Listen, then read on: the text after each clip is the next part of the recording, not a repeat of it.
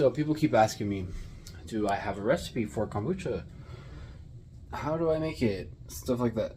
And sure, the recipe is simple, but there's a whole process that goes into making it, and that inspired me to make this video. Okay, so here it is from start to finish. So here is my fully fermented raw kombucha. This is fairly strong. This is what I use as a base to flavor it. This has been fermenting for probably 3 weeks. I'm not sure exactly. You can tell it's finished because it has this kind of like light color. It's kind of almost because when I first pour the tea in there, you'll see the difference. And also the fact that this right here has formed on top. This is what's called a pellicle. We will remove this in the next part of the process. So what I'm going to do first is start brewing some sweet tea. This is 1 gallon container. So there's 4 quarts in a gallon. I'll brew about a quart of tea. And the reason I do a quart of tea is because I want to cool it down a little bit before I add it back to my SCOBY. Because if you add it too hot, it likes to be warm, but if it's too hot, it could kill it. So what I do is I brew a whole gallon of sweet tea, and then I dilute it with room temperature water to cool it off. About a quart of water, and we bring that up to a boil.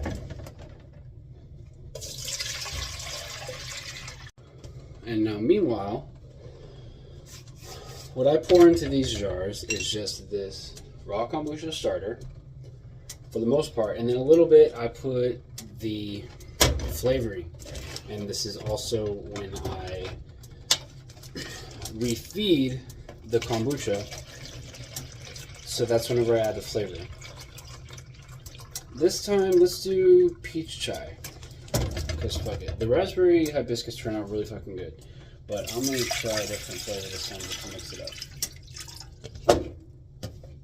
About a quart of water. Actually, I lied. I'm going to put about a quart and a half, which would be 6 cups of water for the black tea. And that's to feed this to get another batch started. What I'm going to do is I'm going to pour most of this out into these, and I'm going to leave about a pint of just raw, unflavored kombucha, so that way I can start a whole nother batch. And if I'm brewing a gallon of sweet tea, and this thing fits a gallon, I'm going to brew a little bit less than a gallon of sweet tea so that it'll all fit. So exactly a pint less than a full gallon of tea. So for right now, I'm going to save a pint of raw kombucha for the last part of the process. And so this container has a tiny little screen. And it's great because whenever I pour kombucha out of this container, it catches any little bits of sediment or whatever might get into it. But it's annoying because it gets clogged up all the time. Just have to rinse it out. Then I can take out about a pint, which would be half of this quart container. And meanwhile, I'm going to take these pellicles out.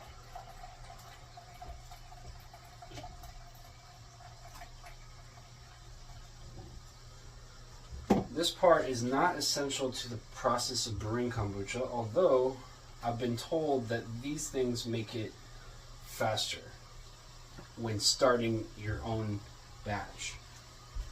If I have any left over, I'm going to put it in this. This is what you can call a SCOBY hotel.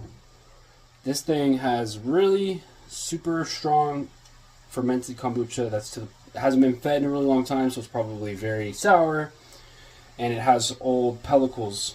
So you could take a pint of this and one of those pellicles and start your own batch of kombucha very simply. You would just need a gallon jar. And I think this water is almost to a boil. So now this water is boiling. Turn off the heat. We're putting a gallon tea bag in here. Now I'm brewing less than half a gallon of tea in here, So it's going to be very strong, but that's okay because remember, we are going to dilute it. And in doing so, we're doing two things. We are cooling it off so that I can add it straight back to this container.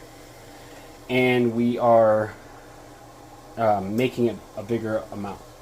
Now these gallon tea bags brew for about 10 minutes.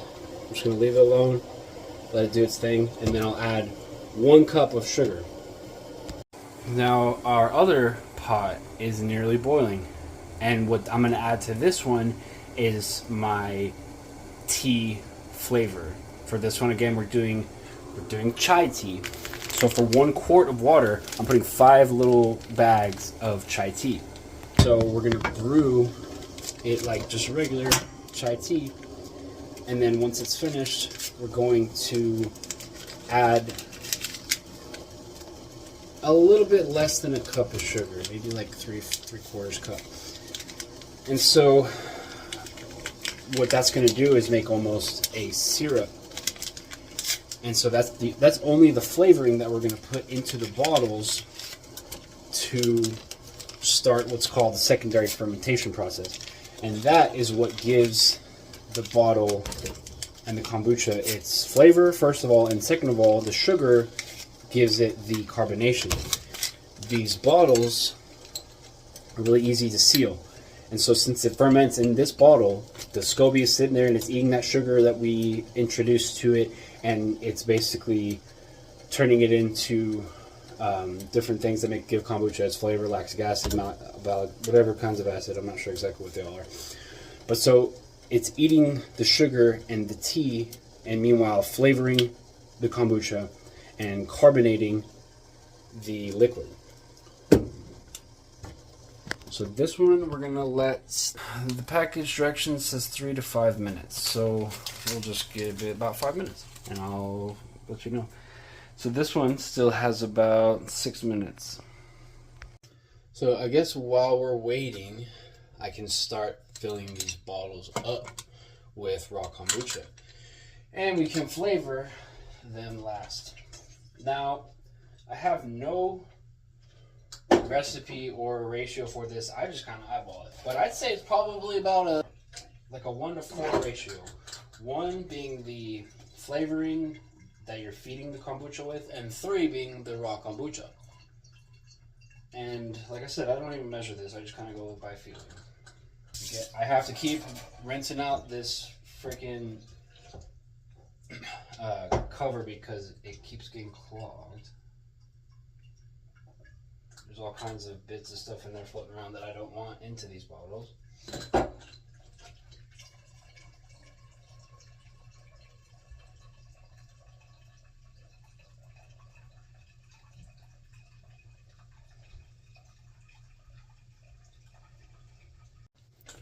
Something like that, I don't know, close enough. I think the most important thing is that I get all of the bottles to about the same level.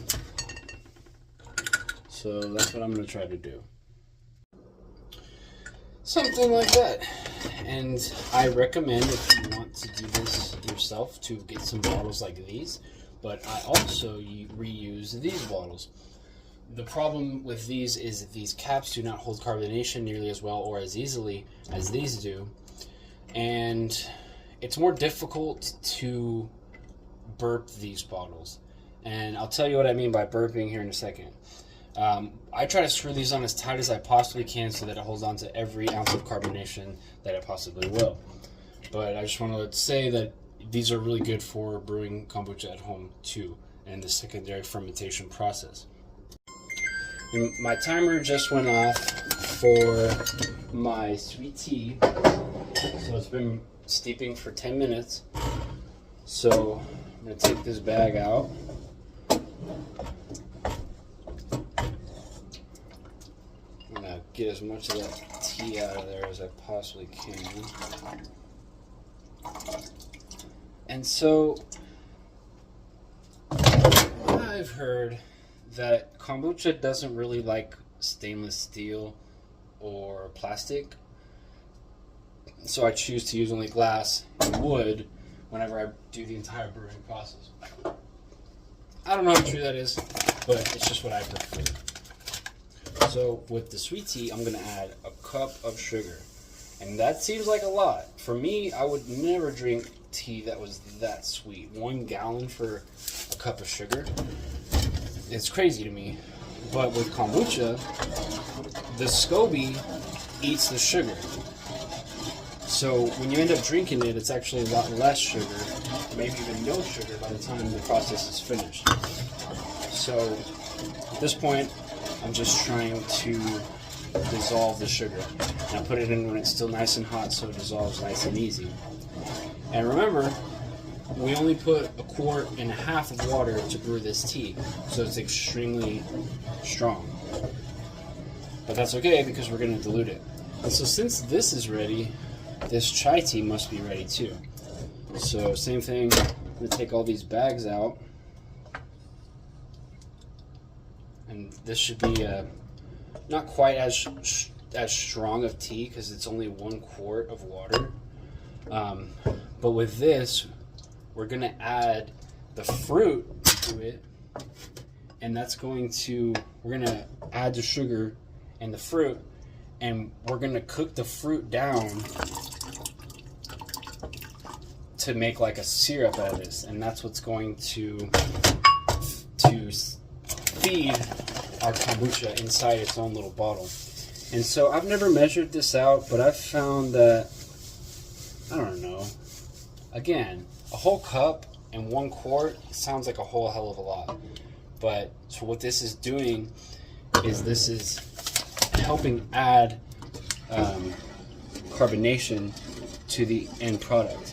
And for me personally, I don't really give a shit what it tastes like. I'm drinking for the health benefits. But what I really care about is the texture.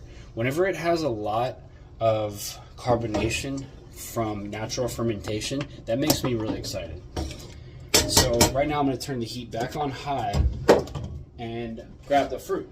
Now I use frozen fruit. And there's a few reasons why. Frozen fruit stays better much longer. I don't have to worry about it going bad. Frozen fruit has just as much nutritional value, if not more, than fresh fruit because it's frozen very quickly after it's harvested, so it doesn't have any time to deteriorate. And another reason, I think peaches aren't in season right now. As soon as peaches are in season and I'm able to get some, I will be using fresh peaches. And who knows if the product might be 10 times better. Who knows if it might be exactly the same. But we'll see. Anyway, so at this point, I just add the peaches and I bring it back up to a boil. So it looks like this. I just added frozen peaches, so obviously it's going to take a little while for it to get back up to temperature, but that's okay. And at this point, I'm going to continue filling up these bottles until I have completely run out of all of this raw brewed kombucha. I'm sure there's a super specific mathematical equation to know for sure exactly how far 3.5 quarts, almost a full gallon, is going to get me, but I don't know the answer, so I just do it for as many bottles as I have on hand at the moment, which happens to be 5. My goal is just to make sure that every bottle of the same style has the same amount of kombucha in it. That way, at least the flavor is consistent. The chai tea is nearly at the point where it's about to start boiling, and we're just going to let that go for a while because I want to mash these fruits down as small as I possibly can, so that way there's less and less surface area and it gives much more flavor, and it's easier for the SCOBY to ferment. So I have a little bit too much left. I think I'm satisfied with as much as all these bottles are filled. So at this point, I'm going to pour this leftover raw kombucha into my hotel, as they call it. So what this is going to do is just save it for next year. If I have a friend who wants to start their own batch, they can take this along with one of these scobies. Well, they call it a SCOBY. It's really a pellicle. They can take one of these and start their own batch. So now I just have its own little house for it. That way it can just hang out and live by itself in there.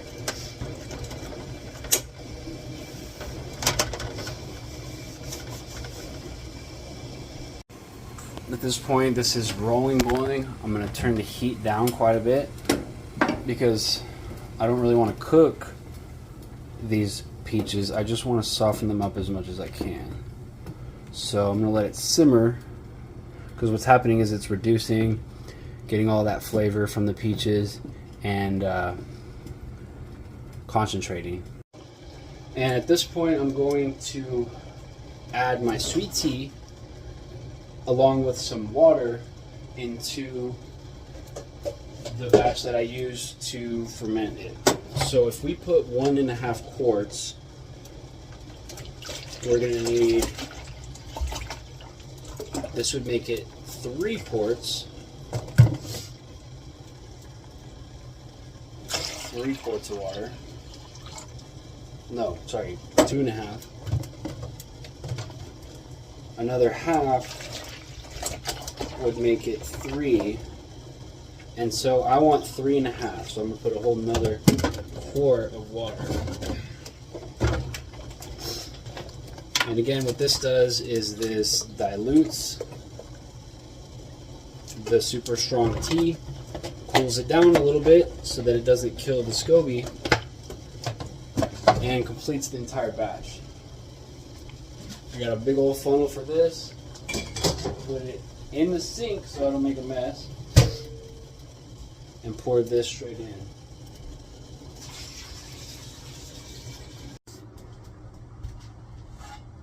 And so here goes the sweet tea. And the thing about kombucha, SCOBYs are very particular. They only like tea, black tea, and they only like sugar. Sugar. And the reason I bring that up is a lot of people ask, can I use honey to sweeten my kombucha? Can I use a more natural sugar? And the answer is no, because SCOBY is really specific. It only likes white sugar. And I don't know why, that's just the way it is. Some people try to make coffee kombucha and it doesn't work because SCOBY only likes to drink or to eat black tea. And so yeah, it should look something like this. And if you notice that the tea is much darker than it was when we started, because this is a fresh batch of black tea. After it's fermented a little while, it starts to get that lighter color. And once it's over fermented, it looks something more like this. See how much lighter that is? This is a much stronger kombucha. It's just going to be super sour because it's very hungry.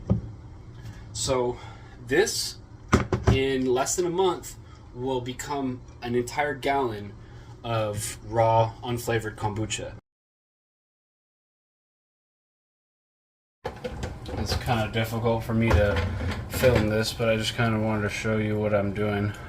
I'm just softening this fruit and trying to mash it up as much as I can so that it flavors this simple syrup that I use to feed the kombucha for the secondary fermentation process. So yeah, I've turned most of the big chunks into little chunks, and I still got some work to do, so that's all I'm pretty much doing. I think that's as good as it's gonna get. So right now I got all this pulp, and I don't want all of it in there, so what we're gonna do is I'm gonna strain it out. I'm gonna try to get some of the pulp, but not all of it. Got my strainer, and I'm gonna pour it straight into here.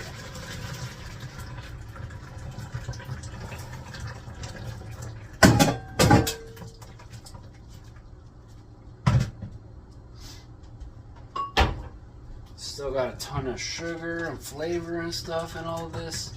and all this mush. I don't know if you can see that, but I can't really grab my phone right now.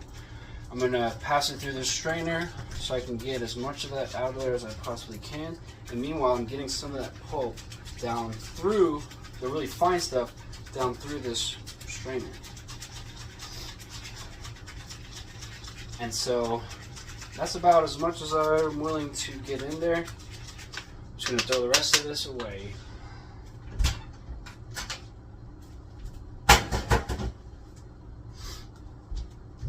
And so that's what we're left with. This is a peach chai simple syrup.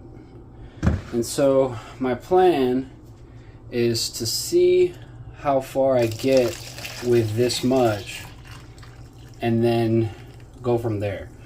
If this is enough to make all the bottles of kombucha, then that's all I'll make. But if I don't have enough to fill up all these bottles, then I will brew a different flavor so that we can see that one too. And remember what I said about hot beverages killing the SCOBY. So I'm just going to let this cool off for a little bit before I introduce it to these bottles. Because I'm worried that if it's too hot, it will kill the SCOBY inside these. Because they do like it warm. Warmth will kickstart the process, but I think too hot might risk hurting it. It's still pretty warm, but we're gonna see what happens. In the past, I've put it in at this time and it's been just fine, so I'm gonna trust that it will be the same this time. We're just filling it all the way up. All the way up.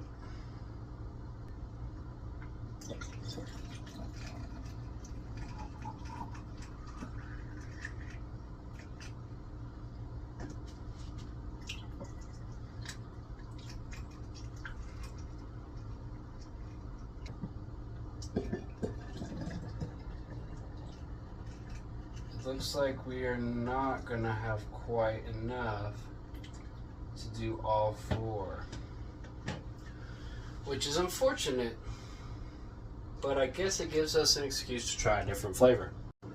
So I still have just this much left, and I don't know how much that is. I'm gonna eyeball it though. So first of all, I'm gonna tie these on screw these on rather as tight as I possibly can. So that way, when it does ferment, it will have as much chance to hold on to that fermentation as possible. And yeah, it's fairly warm, but it's definitely not hot. I think that cool kombucha kind of did the trick to cool this off just enough to where it doesn't kill the SCOBY. And we only put a little bit of it in there. A little bit of that syrup, though, is going to go a long way. All I'm doing now is just kind of mixing it up. Give that kombucha a good start so that I can eat up all that sugar and that fruit. So I've read that when you brew kombucha with fruit, it can take 4 to 5 days at room temperature. If you're not using fruit, it only takes about 3 days. And I found about 3 days at room temperature sitting on the counter is about perfect to get your kombucha to this point. This was one that I made 3 days ago, and it's just about ready. And the only way I can tell it's ready is it has all of these bubbles floating up to the surface. Don't mind that little bit. Just forget about that guy. We could just pick him out. He's a little pellicle that started to form.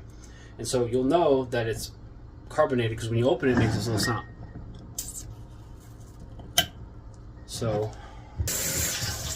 what do you do with it whenever it's been fermenting for 3 days and you think it's finished? You put it in the fridge before you open it, before you try to consume it. Because see, now that I've burped it and it's pretty much ready, you see all these bubbles come up to the surface? Those are all bubbles that are trying to leave it. It doesn't have anywhere to go because there's not a whole lot of space inside this bottle, but all those bubbles would have stayed into the beverage if I had left it alone. Cold beverages hold on to carbonation better. So after 3 days, or we're going to go about 4 days for these ones because they have fruit. After about 3 days, you put it into the fridge and let it cool completely before you try to open it. So yeah, I am going to try to go ahead and make just enough to fill up this bottle.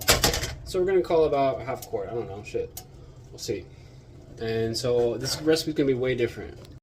For half a quart, which is what I'm going to guess this is, it's probably even less, we're going to bring that water to a boil. And we're going to add hibiscus flowers, otherwise known as Flor de Jamaica.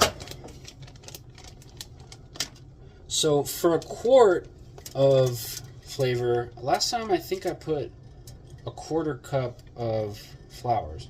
So this time I'm going to put like even less. I don't know. Let me double check. Yeah, I just looked it up. It said about 1/4 cup for a quart of tea. And I'm doing half a quart, so I'm just putting like, shit. That's probably a 1/4 cup right there, but I'm hoping that's a little bit less. This might be really strong hibiscus tea, but we'll see. I'm gonna let this brew for about 15 minutes. And since we're only doing half a quart, I was thinking like a little bit less than half a cup of sugar. So for hibiscus tea, I got a timer on for 15 minutes. Do a nice, rich flavor, extract most of that, whatever, out of the flour. Okay, so this is finished brewing, and I know it's done, and it looks like that. Now we just gotta strain out the flowers and add some sugar.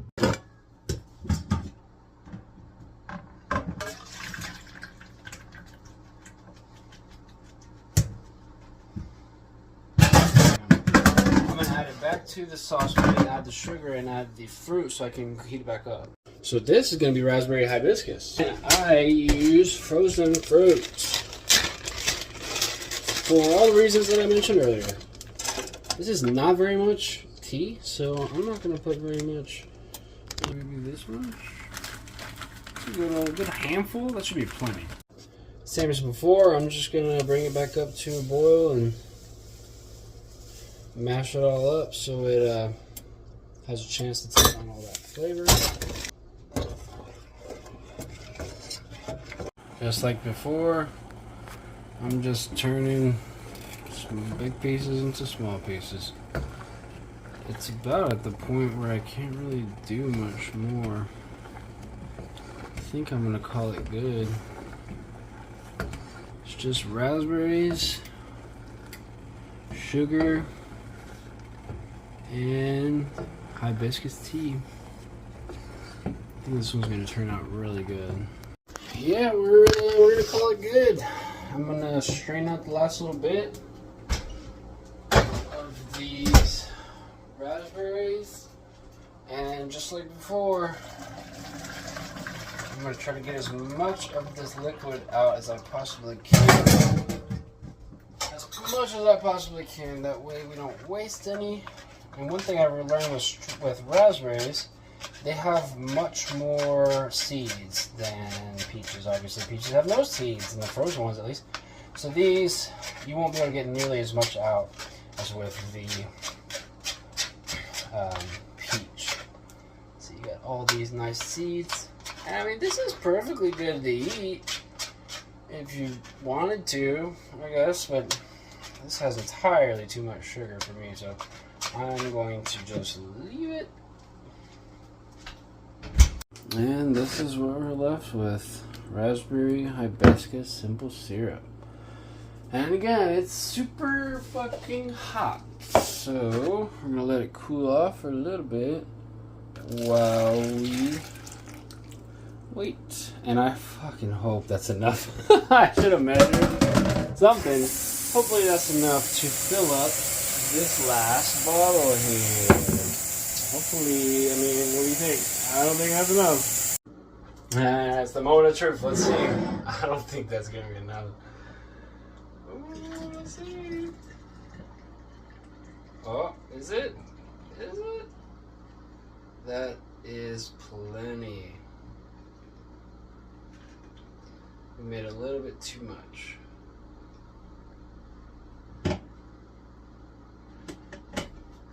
So yeah, there you have it. This is perfect to drink, but it has way too much sugar.